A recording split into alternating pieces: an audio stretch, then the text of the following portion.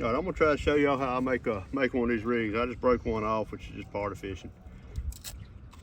What I'm making is a Santee Cooper rig, and we're not in a big river. We got a lot of current, so we don't need the 60, 70 pound line. I'm just using 30 pound tress, but trilene big game. It's a Bass Pro Shops 10-aught hook, which is just as good as any of them in my opinion. I'm gonna snell the knot. For snell the knot, you come right down through these octopus style hooks, come right down the shank. I'll make a little loop in the line, grab the top of it with my fingers, and I'll wrap 7 times between the loop. 1, each time I come up there and kind of catch it with my fingers. 2,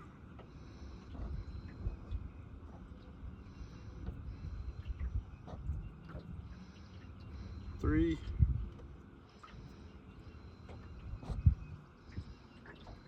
4.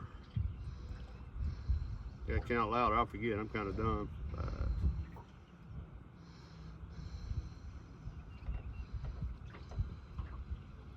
6,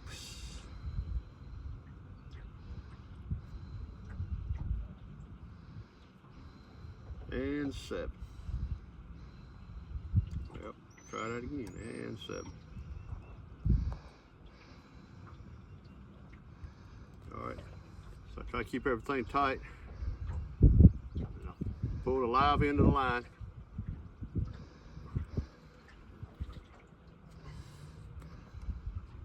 Good and tight. That ain't going nowhere. That's a strong knot. Hopefully it's gonna hold a big strong catfish here in a little bit.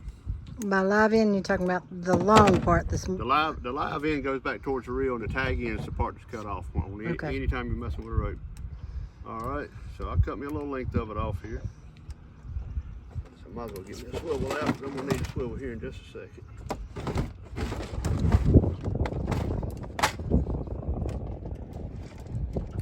You can use a pretty good swivel, pretty solid.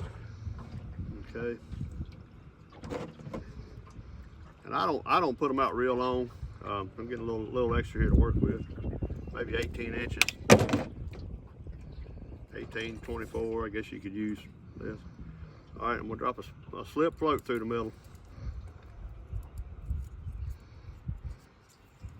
And what that'll do, that'll hold my bait up.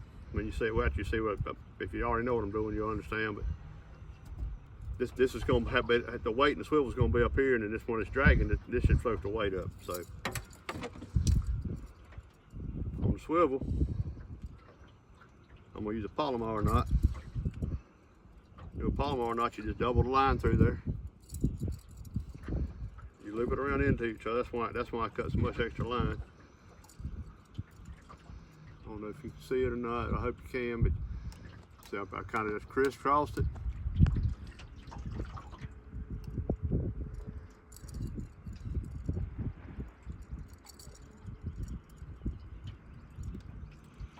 The wind feels good, but it's probably not helping the video. I crisscross it and I bring that loop of the line through the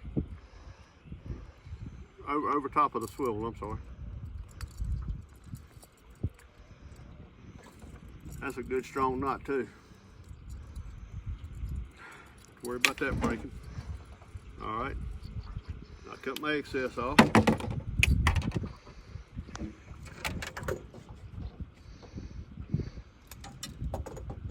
Just go back to the reel.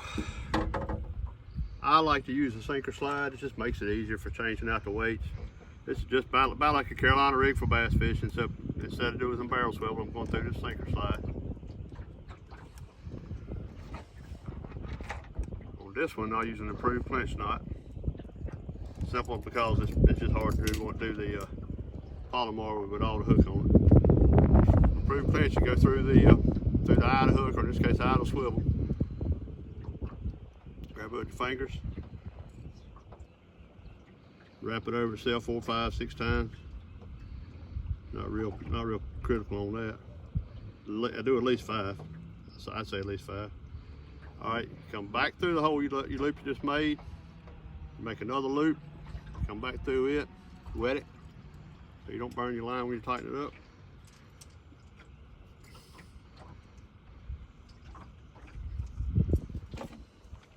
improved clinch nut. Now, these are dragging weights. I did not make these are bought. I'm gonna start making them because I'm gonna keep leaving them on the bottom of the lake.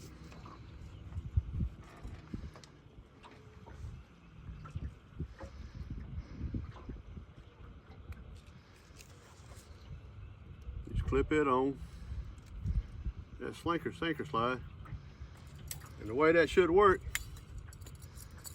this is dragging around the bottom, and if it hits a snag, like my leg was a tree, it could, you know, it's got a chance to bounce over it more so than just a round steel weight. And that's gonna drag along behind and hold it up. One thing I need to show you that I hadn't showed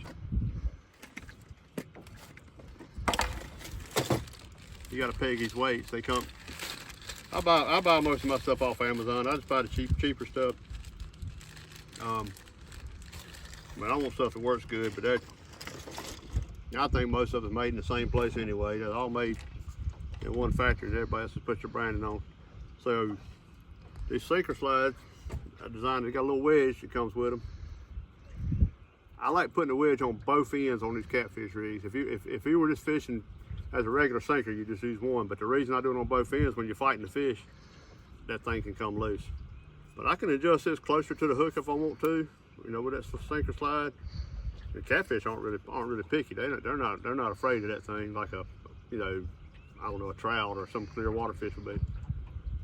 And like I say, it'll float that bait up, so it's not just dragging through the mud, and it really improves your chances.